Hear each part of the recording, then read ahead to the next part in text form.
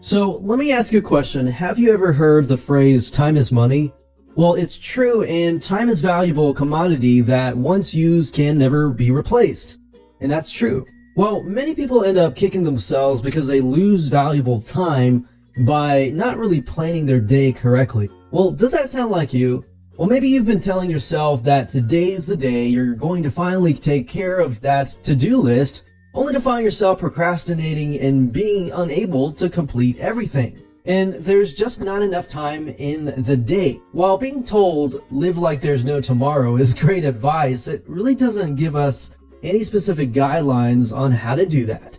So are you tired of these phrases and these things that people say, and would you like rather a practical step-by-step guidelines that you can apply to your life today? Well, time is definitely limited, my friend, but I'm glad to say that there is a way out. Now, I know you've heard about this before time and time again, but rather than talking about things in theory and hypotheticals, I'm going to give you some real practical solutions. Whether it's for your work life or your leisure time, this video course is going to guide you through the process of improving your life. So you're going to discover how to effectively manage your time and plan your day right starting today. In fact, this video course was designed to help you improve your time management skills and with helpful, easy to follow tools and techniques. So with that said, don't let any more of your precious time go to your waste. Learn proven and effective ways to plan your day right now and manage your time by grabbing this video course today.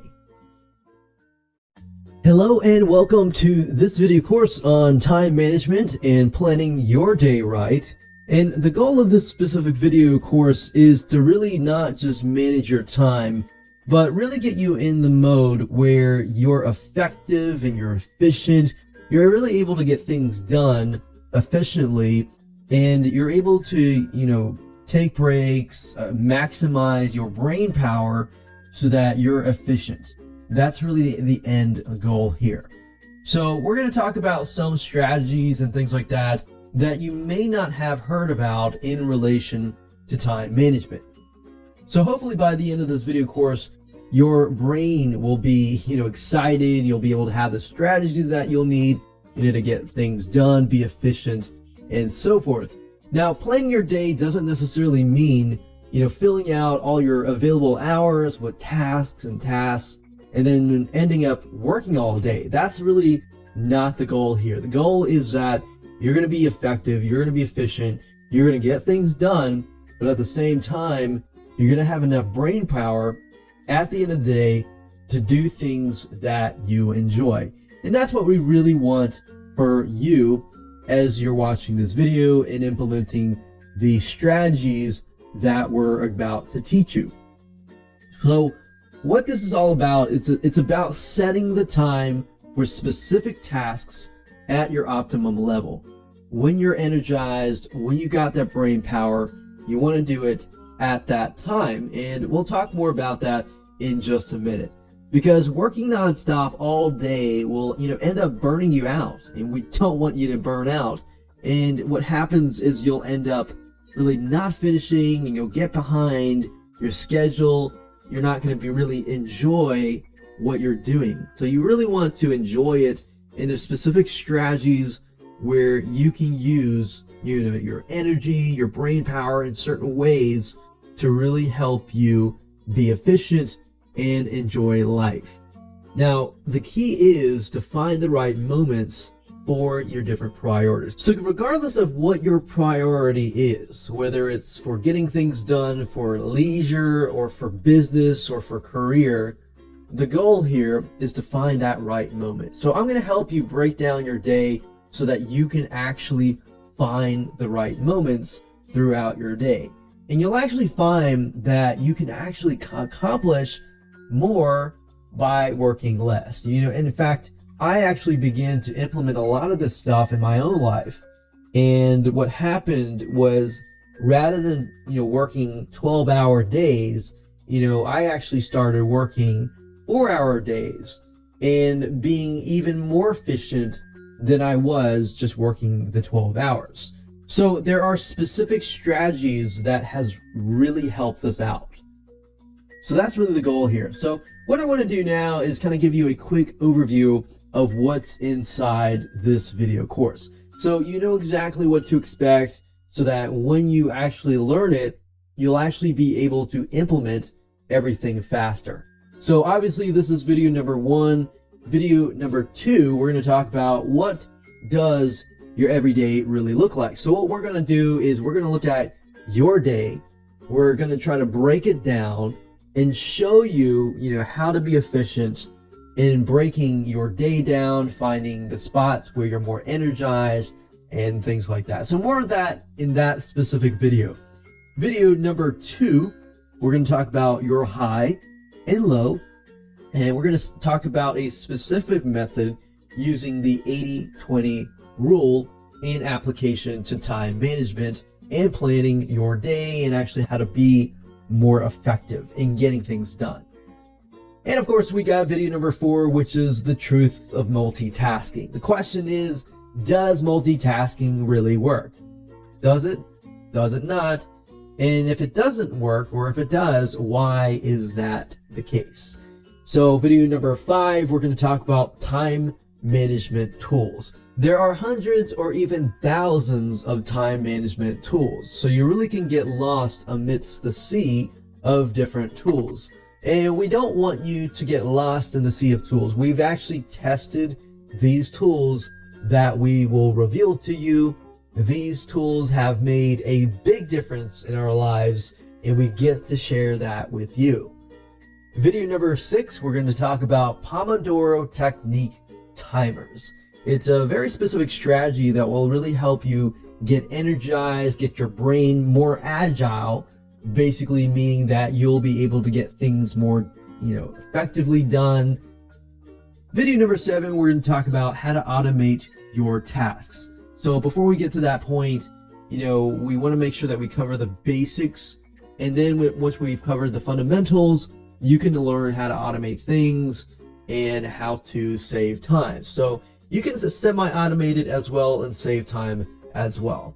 Video number 8, we're going to talk about automating your email. So regardless of your, running a business, working in a career, or you just got a day job, you can automate your email so that you do save time, because you can actually automate things. So whereas rather than spending hours on specific tasks, you can automate them, and you got 3 hours that you were spending.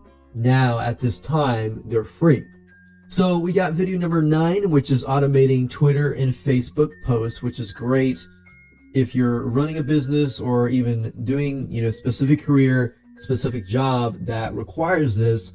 And this will definitely help you speed things up, because as we all know, time spent on Facebook or Twitter is a good amount of time. So we want to make sure that we cover that so that you are able to speed things up.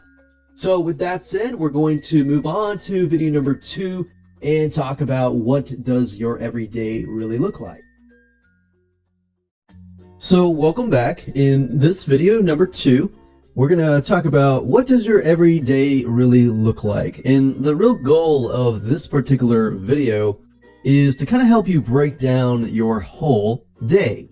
Because, this is something that we don't really think about. When it comes to time management, we think about tools and how to use tools to kind of help speed things up. And while tools are great, if you don't really think about your day and times that you're most effective and things like that, then you really won't be able to be as effective. So we're going to take your day as a whole. We're going to take a look at the things that you do during the day that are crucial, the things that are kind of ingrained into your brain, and really look deeper into that so that we can get a clear picture. So in this way, we are going to essentially implement a strategy to allow you to really look deep into your own self. So before we can start planning what to do and when to do it, first you want to have a clear understanding of how your everyday life really looks like. So what we need to do is we need to map out things you cannot do without, or activities that you cannot forego in your day-to-day life. Because as you know, everything changes. Some things you don't really have to do, and those might be tasks and things like that. But there are things that you have to do and you cannot forego, like sleep, bathing, grooming, eating, cooking, and traveling. And that might change from person to person. So you really need to start thinking about that right now. If you want to pause this video and just briefly think about those crucial things that you cannot forego, go ahead and do that right now. Okay, so compromising your necessities can only lead to less productivity. So you don't want to do like less sleep, less bathing, less eating, and less grooming. If you compromise those crucial necessities, you'll actually be less productive and you'll be less happy subconsciously. So we don't want to mess with them, basically. So basically, if you're deprived of sleep, then you're not going to be as effective. And your brain, as we try to implement these strategies, when we want you to have more of an agile mind, for example, you will not be able to get there. So let's break it up here. And what we want to do is we want to add timestamps and durations to all those activities. Even though maybe one day you sleep maybe 7 hours and then the other day you sleep 8 hours, what I want you to do is kind of take an average of those times, because we never have something that's super consistent.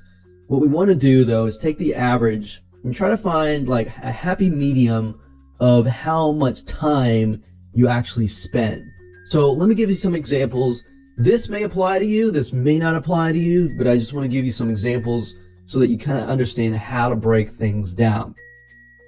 So typically 6 a.m. to 7 a.m. for 1 hour, you spend time on personal hygiene, taking a shower, brushing your teeth, grooming your hair, stuff like that. So think about that. And I just want you to think about that right now. You don't have to jot anything down right now, but I'd like you to possibly go back, get a piece of paper, and then maybe rewatch this and jot things down. So essentially most of us wake up, take a shower, or if you don't take a shower, we do some form of personal hygiene. Then what we do is from maybe 7 a.m. to 7:30 a.m. because we're getting ready either for work or getting the kids ready for school, or if you don't have kids, you're just getting ready for work and so forth, or even business. 7 a.m. to 7:30 a.m. We got a really small frame of time to eat. Maybe you don't go to work until 9 o'clock and you maybe have an hour. That's fine. Just make sure that you jot everything down. Then, of course, we're spending 7:30 a.m. to about 8:30 a.m. either traveling to the office, traveling to drop the kids off, or even traveling to go to your business. Or even if you work at home, maybe you don't necessarily travel, but you spend more time, spending on eating and things like that. Then maybe after you do your work, which is, flexible. So we're not really focusing in on that, because those times, even though you're working, what you're working on can possibly change. So that's why we don't really want to touch that. We want to focus on the things that are crucial. Now, obviously you need to eat lunch, right? So typically from 11 a.m. to 11:30 a.m. or, 12 p.m. to 1 p.m., you are generally eating lunch. So you're taking some sort of break, hopefully. Because if you don't, then you're not going to be as productive later on. So by 5:30 to 6:30, so you've worked, typically from 5:30 p.m. to 6:30 p.m., you are traveling back home, or maybe you're going to pick the kids up, or maybe you're spending some form of travel. Now, this may not be the exact time that you're spending, or the specific timestamp that you're spending it in, but that's fine. I'm just wanting to give you an example here. Then, of course, from 6:30 p.m. to 7:30 p.m., you're spending time on maybe house chores. Maybe you've gotten home, you have to have, certain things done. You have to clean dishes, maybe prep for food, and things like that. So that could be spent for dinner, spending time with your family, and things like that. So stuff that you kind of have to do. And spending time with your family may vary, so that's not like something that's constantly consistent. Then you shouldn't put that in there. Only stuff that's always consistent throughout your weeks. 9 p.m. to 9:30 p.m. You're obviously spending time, perhaps on your personal hygiene, perhaps taking a shower, not necessarily grooming your hair, but just getting ready for bed, taking out the retainers, or putting in eye drops, or taking out the contact lenses. So you know your schedule better than me. I just want to give you some examples here. All right. So at that point, you need to sleep, obviously. So for example, from 10 p.m. to 6 a.m., or maybe you work at home, so that might be flipped. So regardless of when you do it, you just need to jot down your sleep and how much sleep you need in order to actually be really productive. Because sleep, in fact, is extremely important. If you don't get enough sleep, you're not going to be as productive. Your brain is going to be a lot slower, not as agile, and as when it comes to memorizing things, it's just not going to be there. So if we add up all those activities specifically that I talked about earlier, those you cannot do without, generally speaking, it's about 13.5 hours of your daily life. So think about it, within a 24-hour span, that's about half of your day, or even at least a little more than half of your day. So that tells you that, okay, I have to have at least 13 to 14 or even 15 hours a day doing these things, and that leaves not a whole lot of time. So that's 10.5 hours, in this case, left for other activities such as work or personal. And that's fine, because I'm going to help you and I'm going to show you how you can utilize those 10.5 or even 9 or even 8 hours a day or even 4 hours a day to really become really, really productive in your business, in your personal life, in your career, even in your life and leisure. So that's it. We're going to move on to video number 3. I'm going to give you a very specific strategy that you can begin to implement today. So obviously before this, you need to stop this video. You need to sit down, write out what your personal plan and what your personal day-to-day activities actually look like. All right, we'll see you in the next video. Hello and welcome back. This is video number 3, and we're going to talk about your highs and your lows. Now, before we actually jump right in, I want to ask you a question. Were you able to finish the outline and breakdown of your day in video number 2? If you have not, I would just ask you to pause this video and go do that really quick, because it's going to just be so much more powerful when you watch video number 3. And this is going to make just so much more sense when you actually go through it. Now, assuming that you have, and assuming that you have watched video number 2, we're going to talk about a specific strategy here that utilizes the 80-20 rule. So the 80-20 rule applies here, and if you're not familiar with what the 80-20 rule is, basically the rule says that you can get 80% done with only 20% effort. So what that means is you spend 20% doing a certain amount of stuff, and then you get 80% done, rather than you spending 80% and then only getting 20% done. So basically what happens here is you're utilizing a strategy that will actually save you time. Now, this is combined with a different strategy, which I'm going to explain to you in just a minute.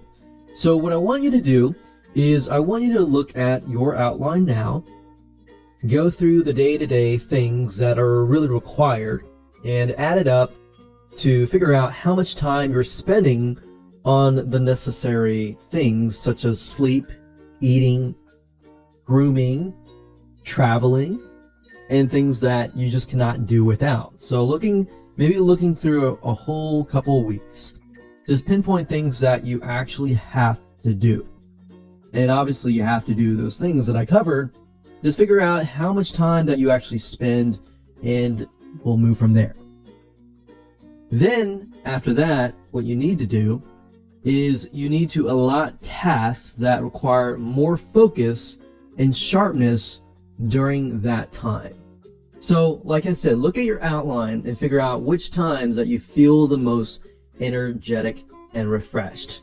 Now, obviously, that's probably not going to be, right before you go to sleep, because you're probably going to be tired, obviously. But if you look at your schedule and you see that, okay, you wake up, for example, and you find that you're very focused and sharp, right after you wake up, then you're going to want to focus on that area. Now, some of you might be different. For me, when it comes to recording, for example, the best time for me to record and the most efficient time for me to record is right after I wake up, whether it's, in the morning or taking a nap and so forth. I find that if I do it late at night, then it actually takes me a long time. So rather than spending 3 hours, I can wake up, take a nap, work, and then spend, half an hour. So what this will do to you is it'll actually help you save time. So rather than spending 3 hours because your brain is not refreshed, you're actually spending, half an hour or even less. So that's what I want you to figure out. It might be different from person to person. And it might be different. You might be really sharp and focused maybe a couple hours before you sleep.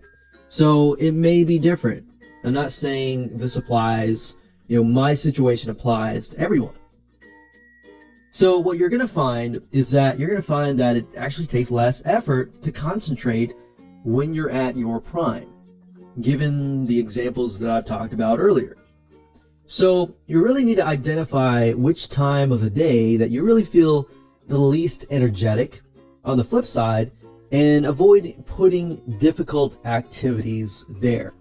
So if you find that you gotta really put some brain power into stuff, you may not want to put it at the time of the day that you feel less energetic. So let's say, for example, you run a business. You run a business and then you notice that when you eat food, your brain might tend to slow down. Now, like I said, it might be different from person to person. If you eat food, you may feel more energized. So, depending on your situation and your situation alone, that is the question. When are you most effective or most sharp and focused? And then second of all, the flip side, the opposite side, when are you the least energetic? And to put your most important activities and the most difficult activities when you're more focused and refreshed. And put the activities that really just don't take a lot of time and that are brainless, maybe like paying bills and stuff like that, at the time that you're not as focused. Now, if it's a certain bill that's important, and this is something, maybe a bill that you have not done before, then you may want to prioritize that. So what you want to do is then you want to use that time, to do something relaxing, or even use that as your break period. So when you are down, like maybe right before you're sleeping, the downtime, you might want to relax or just take a break period. Now, there's specific strategies we'll talk about later, such as like the Pomodoro techniques and things like that, to help you have a more agile mind. So really the goal here is not just to show you how to kind of break up your day, but to get you to a point where your mind is agile so that you can really think really fast. So let's talk about what we call HIIT, which is an acronym for High Intensity Interval Training. Now, you may notice this, and you may have done this before when you have done exercises. But for example, let's say you do a workout session on a treadmill for 1 hour. And what happens here is the HIIT could be 10 minutes. Now, let's say, for example, that the workout session on the treadmill takes an hour. But you do like jumping jacks and all sorts of things, basically high intensity type stuff over here.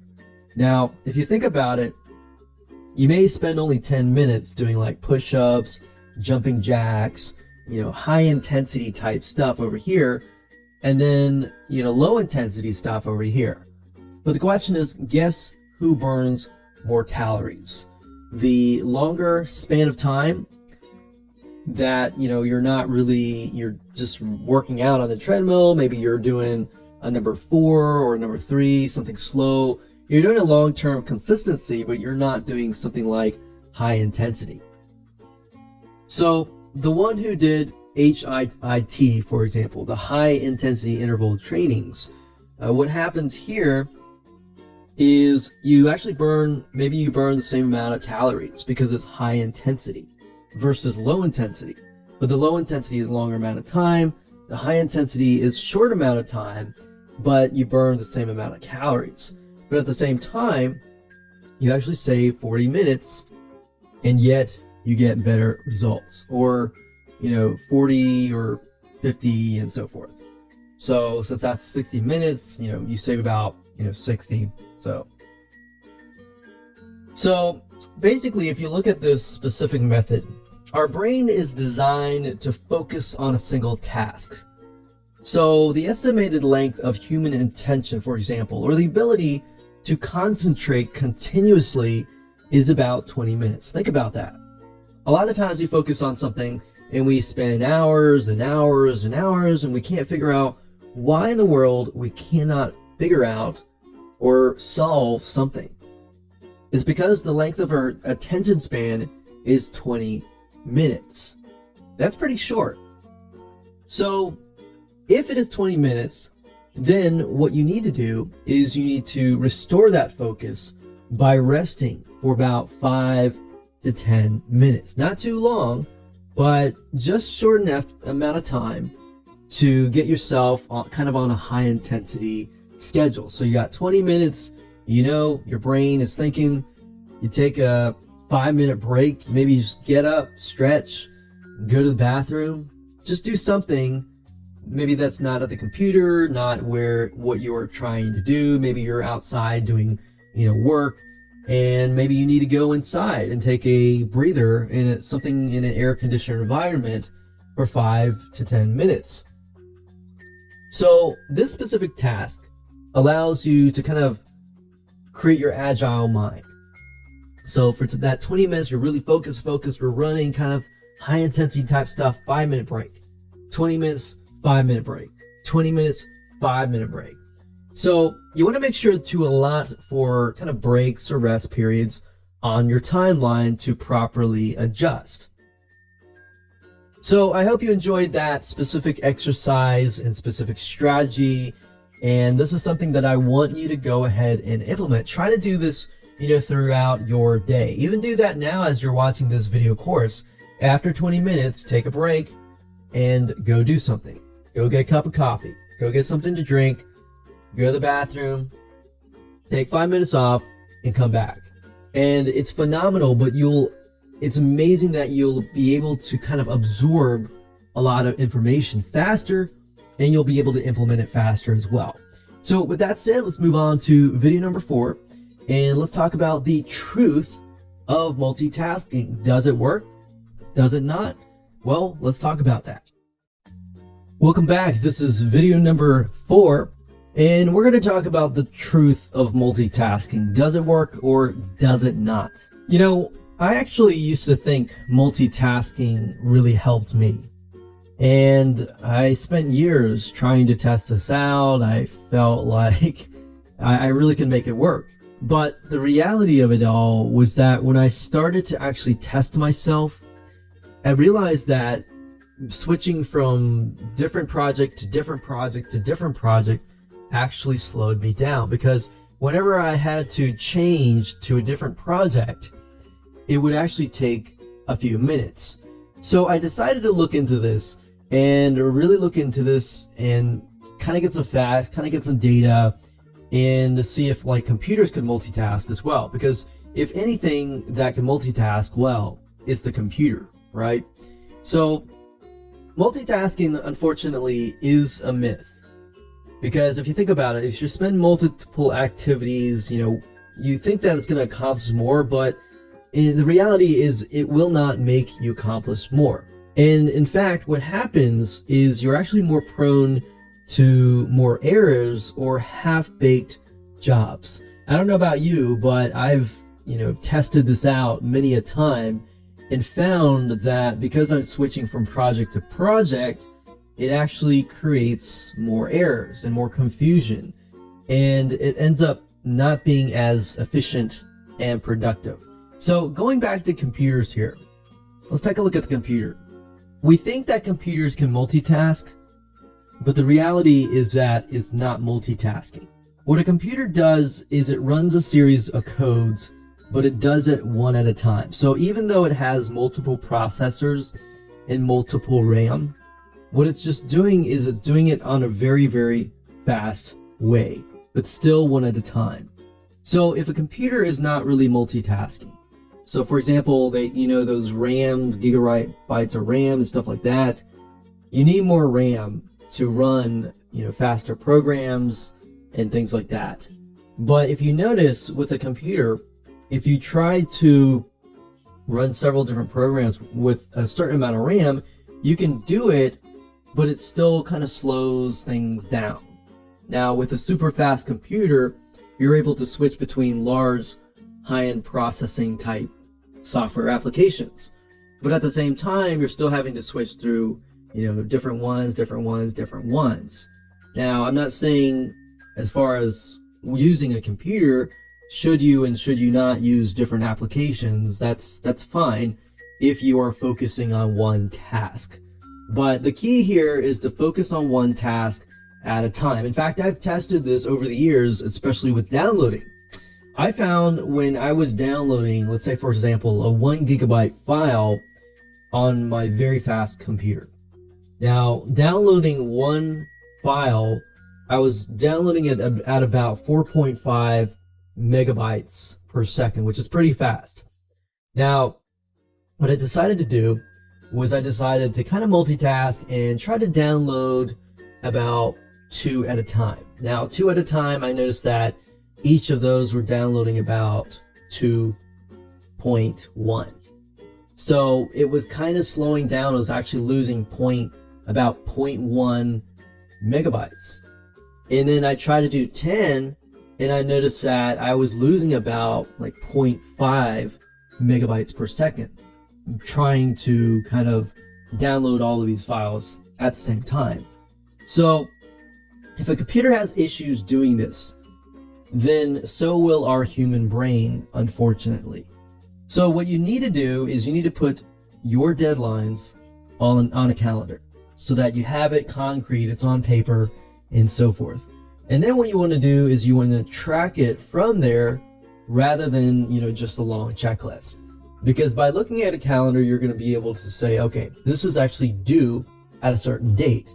If you look at a long checklist, then it just looks like, okay, this is a list of things I got to do. It's not really prioritized. There's no dates or anything like that. And I've noticed this too as well. Whenever I've, created checklists in the past, usually they would just sit there and I wouldn't get anything done.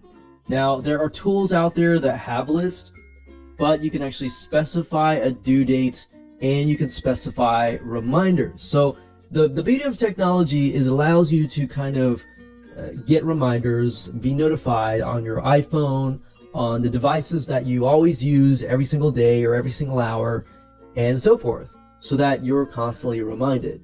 So that kind of brings us to video number 5, which is time management tools. I'm going to show you specific tools that I have discovered over the years. These are tools that have been narrowed down from many, many different tools that we've spent tons of money on the different tools and narrowed it down to several tools that will really, really work really well. So welcome back. This is video number 5, and we're going to talk about time management tools and how to really automate things, how to make things easier for you, how to really speed things up and make things more efficient. Now, obviously, we like to think about tools and we like to think about how tools can really solve our problems. Now, the reason why I didn't start with tools, because I really wanted to make you understand the crucial points before you jump into tools. Up until this point, you realize that, okay, it's actually quite complicated. You can't multitask and things like that. So what is out there that can actually help you? Well, we've put to the test several different programs and different types of programs, and we've come down to kind of a list of things that will help you out. So like I said, it's easy to get overwhelmed, and there are tools, fortunately for you, that can help you with your to-dos and more easily. So what we like to stick with is the basics, which is a paper planner or a calendar. So whether you want to put it on paper, that's fine. If you don't want to put it on paper, then you're going to want to put it on some sort of calendar that you constantly have access to.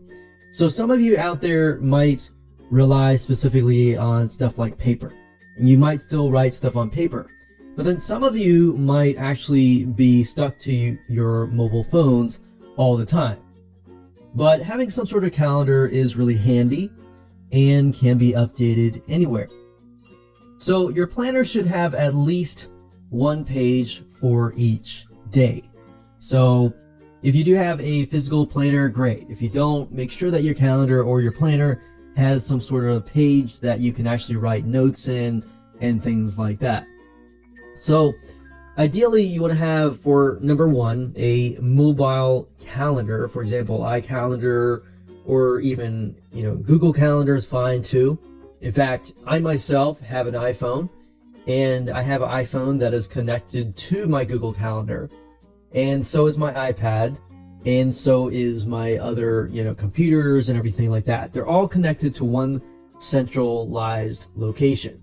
And the reason why you want to do that is because if you're out and about, so you really know yourself better. If you have a job or you have a business that, you're constantly out and about and you're constantly stuck to your iPhone, then you might want to do a mobile calendar. Now, if you notice that, okay, you're at your desk, you don't really use your iPhone, you don't really use a phone as much, then you might want to stick with a paper calendar. But regardless of what it is, technology, online technology, or paper, you want to have a calendar. You want to have full access to it at all times.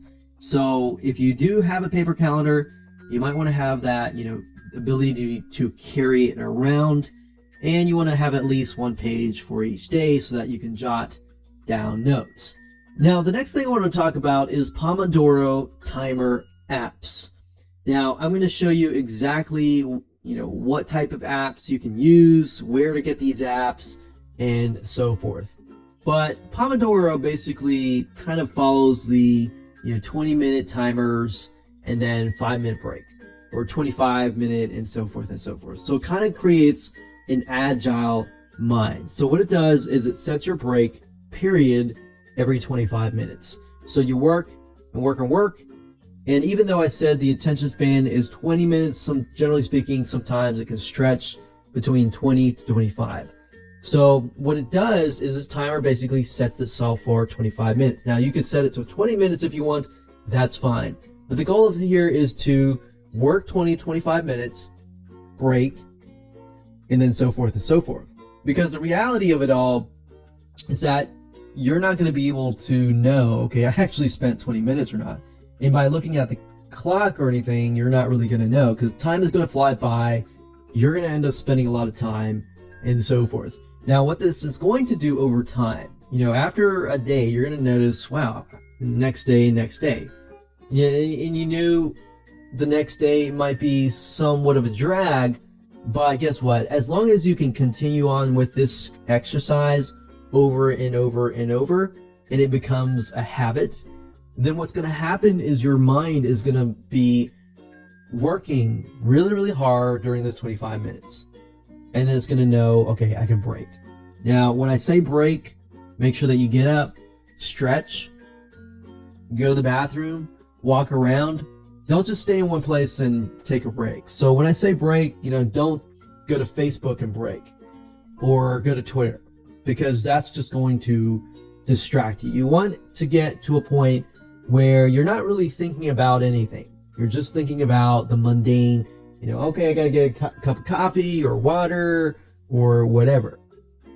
Just don't let your brain think. Just let your eyes rest as well, which helps, because if you think about it, on the flip side, ophthalmologists, for example, the eye doctors, generally speaking, will tell you to stare at the computer and then for 5 minutes stare really far away.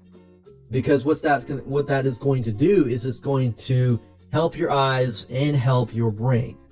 So if you follow this is really going to help you out. This is something that really, really is powerful. It's simple, but it's powerful. If you have a concrete time, and a date to do it, then that's the only time that you should add it to your calendar. So what I mean by that is if you look at your day-to-day outline and you look at the time that you're most efficient, then you want to implement the Pomodoro technique at that time. Now, going back to the question, when am I going to do it? If you ask yourself that question in application to a project or anything like that, and you really don't know the answer to that yet, then it probably means that it's not urgent and it's not important to you. If you have to do something urgently and you're thinking, okay, I got to do this now, but when can I do it? That's fine. But if you're thinking, I don't know when I can fit this into, my schedule, I don't really know if it's really that important, and that's what you're thinking, then it's probably not urgent. So my point here is that besides the calendars, besides the tools and everything like that, you have to be committed in getting things done. So no sophisticated tool will actually help you if you do not commit to your calendar. Of course, this doesn't mean you can't reschedule, but you always want to look at a task and ask yourself, when am I going to do it? And try to focus in on those points and areas that you're more alert and see if you can do it then. If you're kind of waffly, then that's a good sign that that might not be as important. And then you need to ask yourself, is this something that I really need to do? Or is this something that I don't really need to do? So you want to also prioritize at the same time. So that brings us to video number 6, which is Pomodoro technique timers. The goal of this is to help you create a more agile mind.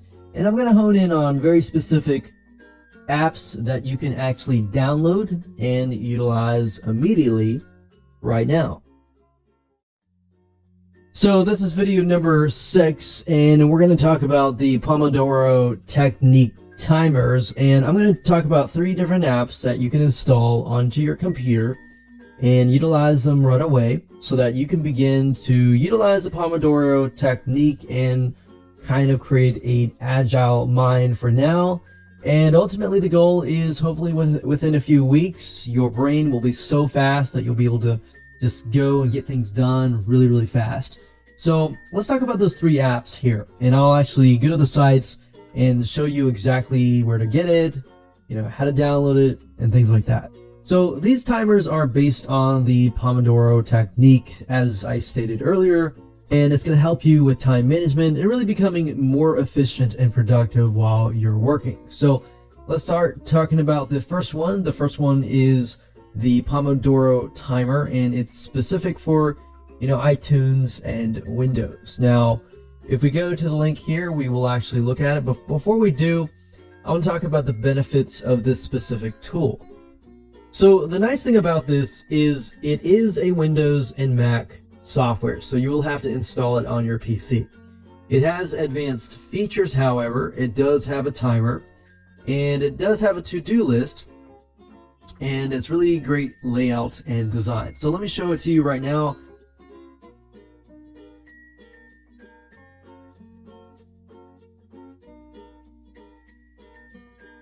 If we click this link here, we will be forwarded to the Pomodoro app. So if you want to pause this video and you want to take a look at this here and you want to copy this, that's fine. This is the specific app, and it says Pomodoro timer for Windows 7, and you can see here that you can actually create to-do lists. And the nice thing about it is you got project here, so you got the project. You can break it up into baby steps, and then you can port it over here, which is today's tasks, And you can see what's left over here, what needs to be done today here. And what's nice about this is you can record every single step, and it'll actually tell you how much time you spend on each step. Now it has tracking, has the reports, so you can actually see how much time that you spent on each one. Now if you click on free download here, you can see that it is also available for iPhones and Google Play. It is also available for not just Windows and Windows 7, but it's also available for the Mac and for Linux computers. So if you do use Linux and Ubuntu, for example, that is fine, and that will work as well. Now, I've already downloaded it onto my computer, so I can actually show it to you in action. So in this example, what I decided to do is I created a project 1, and if you double click this, you can actually change the name. So I could even rename this to video course 1, and that will actually show up here. So the nice thing about this is that you can actually see your particular project. So if I want to add more lists, I can do that. So I could do something like video course 2 and click on OK. And if I click here, you notice that there's nothing here that I need to add the baby steps. So I need to brainstorm, I need to research, Google, I need to do step 1, step 2, step 3, record, video 1, and so forth. Now, the nice thing about this is that even though you have several different lists, you can actually take a look at this and say, okay, what are the most important things that I have to get done today? Now, obviously for this list here, I have to get these 3 videos done. But after I've gotten these 3 videos done, then I can work on these. So we want to avoid multitasking. So we can move this one here, we can move this one here, and we can move this one here. Now we can click to erase the task here, or we can simply click this to remove this from today's plan and move it over here. So that just makes it more convenient. So if we think, okay, I think I can get these done today, then I can start my Pomodoro timer up here and go through these tasks. Now, if you do not finish these tasks, it will actually show you if you did not do it or not. Now, the nice thing about this is, like I said, it has reports. So if you click on report, you can actually see your reports and export the file as well, so that you can kind of monitor and manage and see how you progress. So this is very, very powerful in itself as a free tool. It's not just like any other timer. It's a Pomodoro timer that's really going to help you speed up your brain. So there are other tools which I will show to you in just a minute that can integrate, like for example in a Google Play, but I really want to focus on this one because this one is something that is really powerful as well, which has a lot more advanced features. So when you want to get started, if you go up here and you click on this little icon here, this will actually start the timer. So it says you can add your unplanned and urgent task here if you want to, but in this case we're going to click on start, and there we go. So it does make some sound in the beginning, but then that sound goes away. But you can actually see the Pomodoro countdown timer right here. And typically what I do is I put it in my top right hand corner. So if you are working and you're working on something hard, then to me it's kind of like a game, because when it hits the 10-minute mark or even the 5-minute mark and then the 1-minute mark, you know you got to do your best to get as much done before you take a break. Basically what you want to do is you want to apply this to the high intensity training, but instead of actually running, you're actually trying to do your best to get things done versus just being relaxed. So try to do this and try to do this for a couple days, and I guarantee that you will be, if you do this during the time that you're really focused, you're going to get a lot done. And if you do this for a month, it's just going to become a habit, and it's just going to be part of your whole schedule. So let me go back over here and let's talk about the other ones. So the next one is called Pomodoro Challenge Timer, and the benefits are that it helps you to really gear up to challenge you to work harder, which is what you want. And it's point-based earning or losing mechanism based on your performance. So this specific app that we talked about previously did not have like points and stuff like that. But this one does, and it kind of makes it into a game. So if you don't need to be, organizing your tasks and everything like that, you can utilize this particular app. So this is a Google Play app, and you can simply install it here. And as you can see here, it's free. Plus, it's got a really good reviews and everything like that. Now, as you can see, it shows your statistics for the last 30 days, so you can get a gauge of how productive you are based on points and things like that. So in my opinion, I would start out with the first app first and do that for a couple of days. And if you kind of get bored or anything like that, it might be okay to switch over here, because this is point based. You can actually see how well you do, track your statistics and everything like that. So it makes it kind of more motivating as well when you switch things up. Now, the last app is what we call the Clear Focus Google Play app. And if you click that link, you'll be brought to that particular link, which I'll show you in just a minute. But the nice thing about this app is it has a simple interface. It's just clear cut, straight to the point. It's designed for distraction-free work. It's just the timer starts at 25 minutes. You take breaks. You can customize the work time length.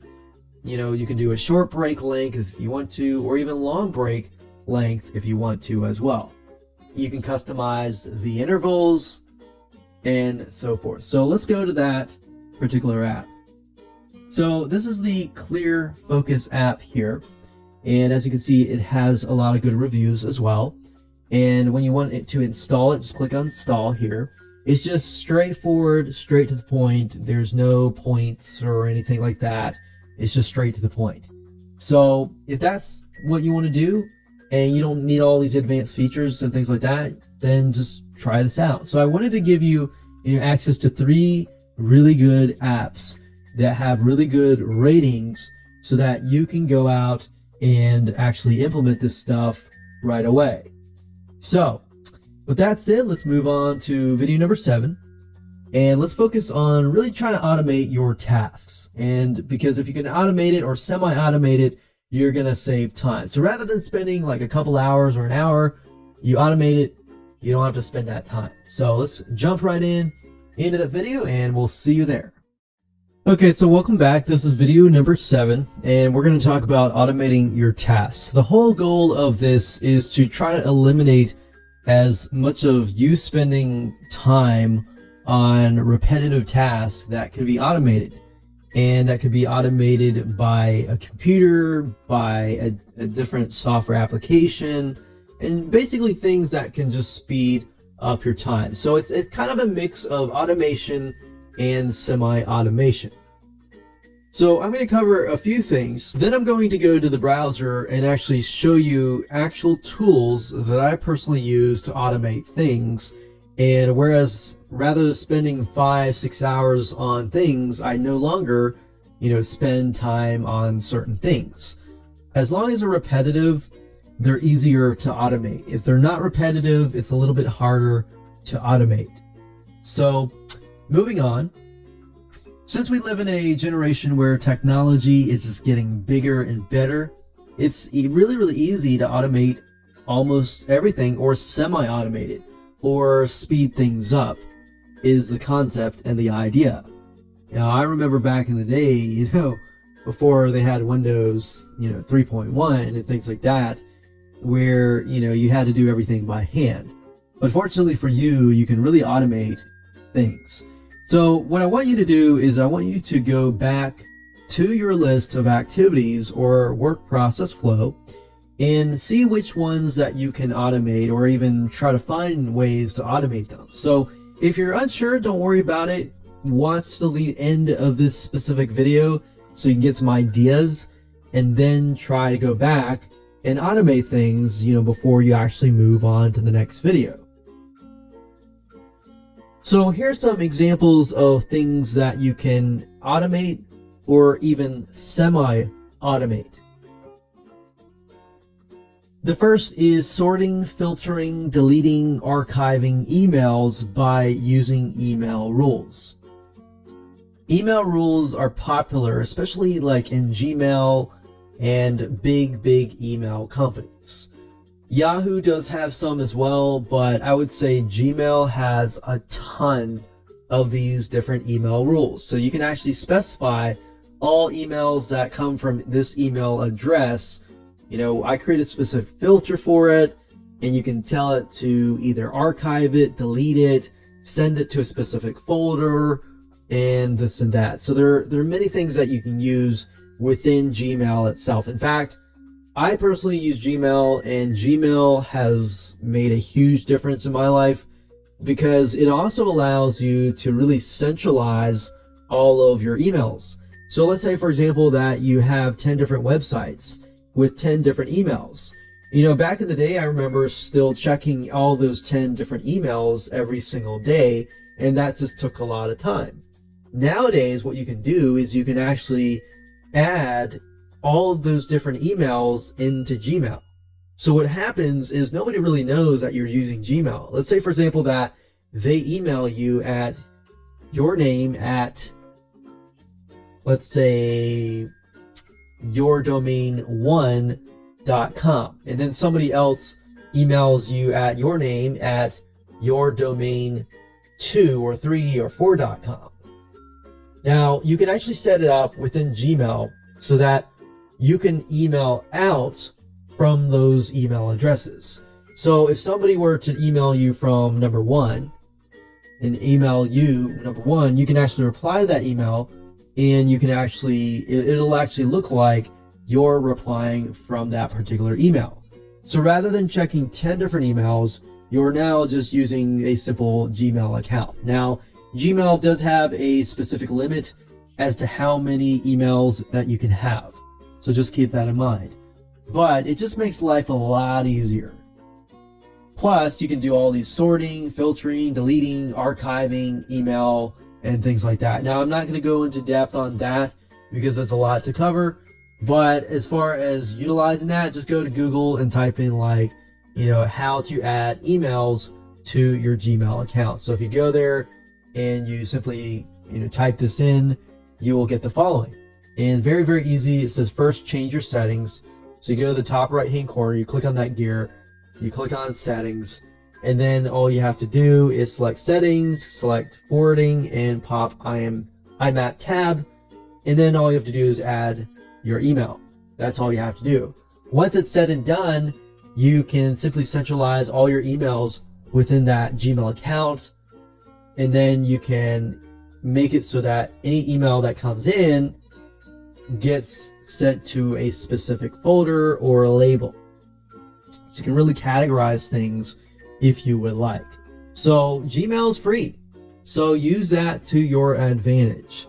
Now, going back over here, the second thing you can do when it comes to business automation and time management, you can set canned responses to your help desk support. One thing I found over the years is that a lot of people ask the same questions. And back in the day, I didn't really have a help desk, and I didn't really have canned messages. So what ended up happening was I was just spending time and time again answering the same question, but maybe in a slightly different way. Now I have tons of canned responses tweaked for different scenarios and things like that. Now, there are specific help desk support ticket sites that you could use. You could use Zendesk. One that I would highly recommend that I use is called freshdesk.com. And you can check out their pricing, but overall, I would say Freshdesk is awesome and amazing because in addition to that, you can actually do automation. So you can have dispatch rules and say stuff like, okay, any email that has this specific word, this will happen. it will get assigned to a specific person, or, this specific message or this specific category will get assigned to this person, or maybe somebody fills out a form and it gets sent to help desk. That particular form creates a help desk ticket, and that ticket will basically, get added to this specific person, and then it will respond, some message will get sent or something. So that's a nice thing about Freshdesk, is you can do that. You can have dispatch rules, you can have supervisor rules, and basically dispatch is, as you know, like if you call 911, for example, they'll dispatch you, and so forth. So they'll actually do a dispatch, they'll call the police or the fire department, and so forth and so forth. So it's kind of like having your automated dispatch person using Freshdesk. And you have to really look into other help desk softwares. I haven't really seen a lot of softwares that can do that. Zendesk might be able to do that, but you'll really have to look into that and make sure that you do your own due diligence beforehand before you actually jump right in.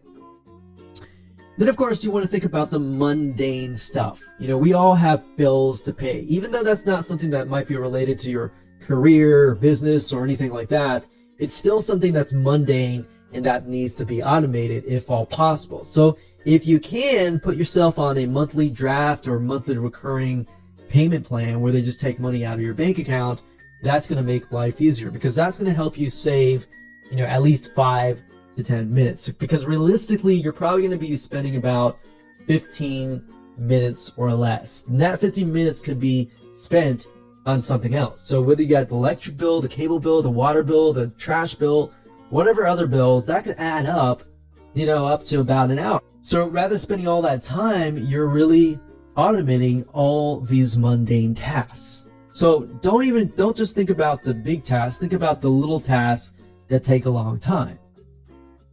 Next, you want to set up recurring calendar events, and you can easily do that if you have something like Google Calendar, or even an iPhone, or even whatever smartphone that you have.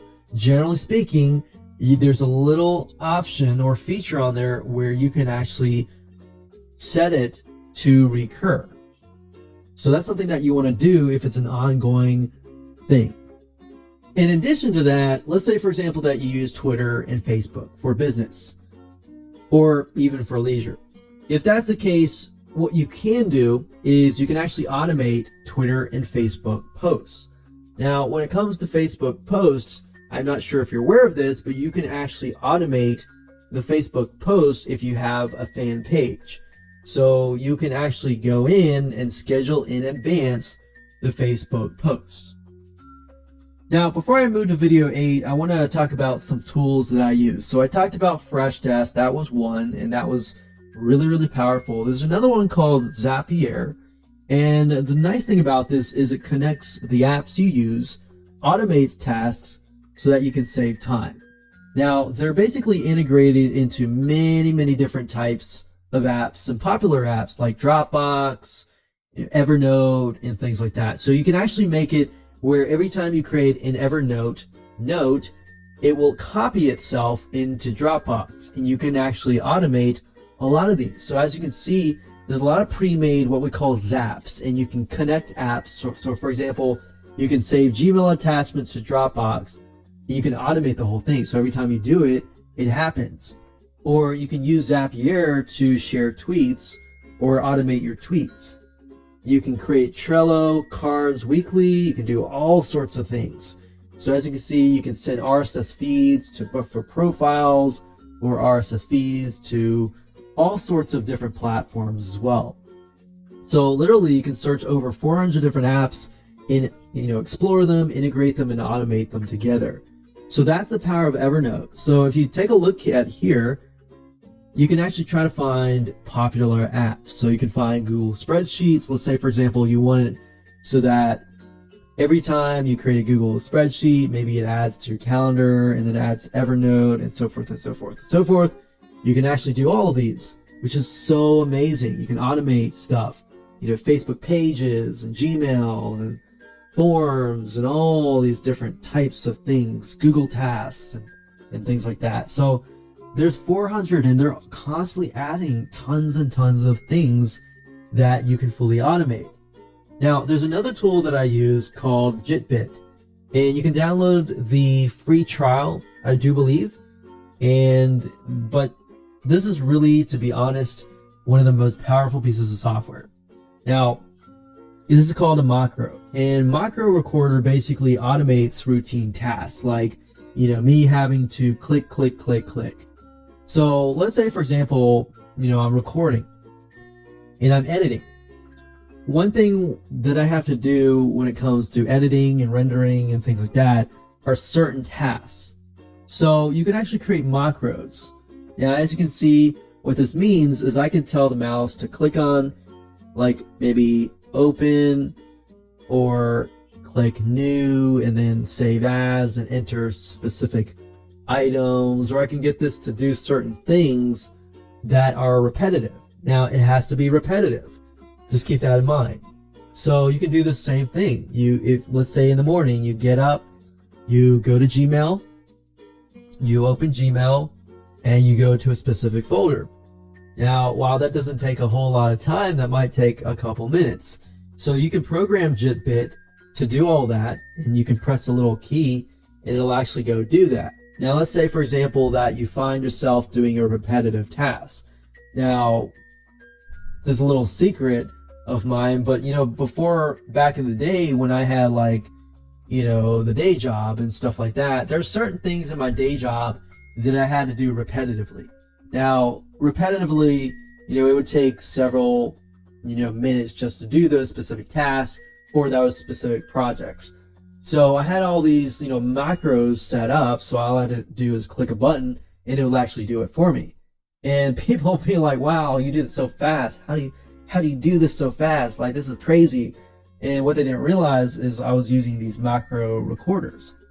And that's the beauty of it, is if you can automate it, there's nothing, it's nothing related to, it's not cheating. It's just like you're actually automating it and speeding it up and being able to do more work. So, if your boss finds out about this, then great. Of course, I'm not going to be held reliable, but at the same time, you can be like, hey, look, I'm speeding it up. I finished the task, I can take more work. And guess what? The boss is going to give you more work if that's the case, and they're just going to love you. And you might get promoted and so forth. Now, if you run a business, on the other hand, this is something that you definitely want to do, and you definitely want to automate as much as repetitive stuff as much as possible. Because a lot of repetitive stuff can take 3, 4, 5 hours, and you've spent all that time just doing the same mundane stuff.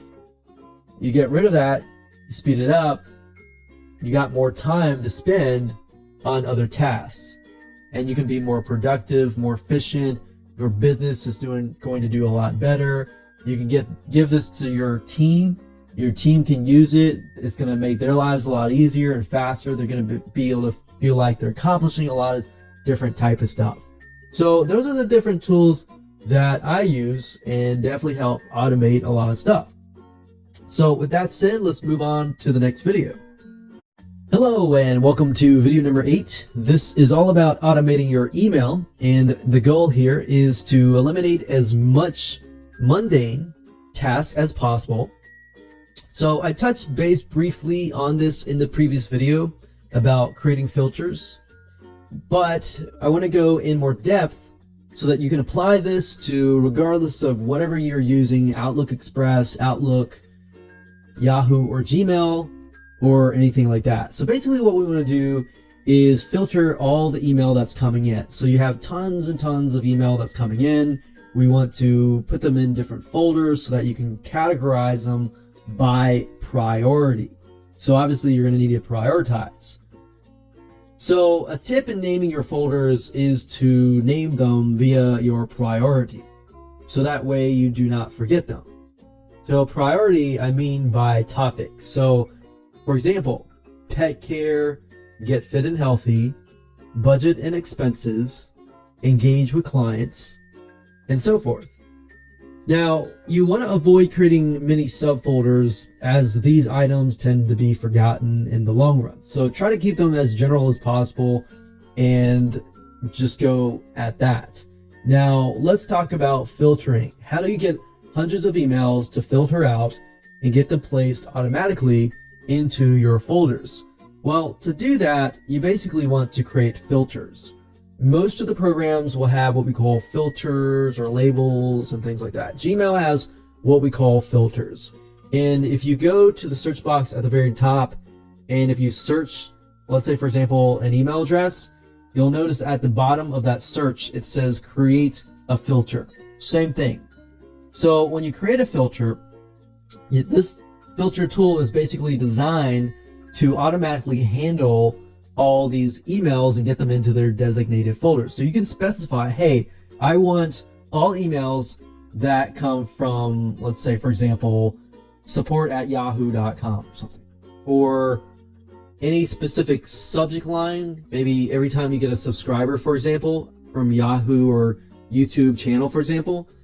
Let's say, for example, you get a subscriber and it says, congratulations, you get a subscriber. So what you can do is you can copy that subject line. As long as it's repetitive and it follows a pattern and it's consistent over and over again, you can copy that and you can say that every time this subject line appears, I want to filter these emails and then designate them into a specific folder or label. Now with Gmail, they specify their folders as labels. Now with Yahoo, it's folders, and with different programs, it can be different. But as long as you understand the concept, as a filter is some sort of search to specify, what it should do. And then the folder is where it should go. So from point A to point B. So as long as you understand those two concepts, then creating those within your email program should be fairly easy. Now, you can set your filter option to sort out your incoming emails, depending on email address, specific words on the subject line or body, or even specific words in your body and elsewhere. You can even set spam emails to go directly to your trash folder. You just go to your email settings, click on filters. With Gmail, you do the search, and then you can create the filter. And you can specify, like, if it has attachments, filter it to this specific folder or label it, or you can get specific, like if it has an attachment, it's from this email address, copy it to maybe the important folder, specific clients and things like that. So when you get clients, or maybe you're doing this for a job and you have it from your boss and so forth, you can do that as well. That way you can make life easier for you. You automate it, you prioritize, you know exactly what needs to get done. Then all you have to do is go to that folder in the future and do what you need to do. And that's it. So now we are at video number 9, and we're going to talk about automating Twitter and Facebook posts in that particular video. So we'll see you there. So congratulations, you've reached the end of this video course. This is video number 9, and I'm going to talk about automating your Twitter and Facebook posts. Now this is very easy to do, and you can do it for free within your Facebook and Twitter accounts. You don't need any fancy tools or anything like that. This is all you have to do. So you can either have your settings to basically automatically post from Twitter to Facebook and vice versa. So Twitter has programmed and Facebook has programmed a way to actually automate your posts from both sides, because they know how powerful each other is, that they obviously want to tap into each other. So you can do this regardless if you're running a business, doing this for a business, maybe you're a social media manager, or you're doing this for your boss, or maybe you're doing this for leisure. Regardless of what you're trying to do, this is how to do it. So let's talk about auto posting from Facebook to Twitter. So in specifics, what you need to do is you need to go to www.facebook.com/Twitter. If you go to this link, and we'll go to it right now, this is basically what it looks like. So all you have to do is click on link my profile to Twitter. So you do need to authorize that, hey, I am the owner of the Twitter account, and that's pretty much all you have to do. And then of course you can start posting. So they make it really, really easy for you. So basically, once you've authorized, you're going to click the link to Twitter, which appears as you saw. You authorize them, then you choose which types of updates that you want to auto post. For example, status updates, photos, links, videos, events, and notes. Now that's really amazing right there. So it automates it. So every time you make a post, status update, or anything that you specify is automatically going to auto post to the particular Twitter account. So make sure that you log in to the correct Twitter account. And then from that point on, it's going to automate. Now, to auto post from Twitter on the other side, so let's say, for example, that you use Twitter most of the time, but you want to auto post to Facebook. To do that, all you have to do is log into your Twitter account. You go to your settings, you click on profile, and at the bottom, there is going to be a button that says connect to Facebook. You click OK, you basically authorize, and you say, hey, I am actually the owner of this Facebook account. You click OK on that, and that's all you have to do. It's that easy. So you really don't need to invest any money into any tools. That's all you have to do.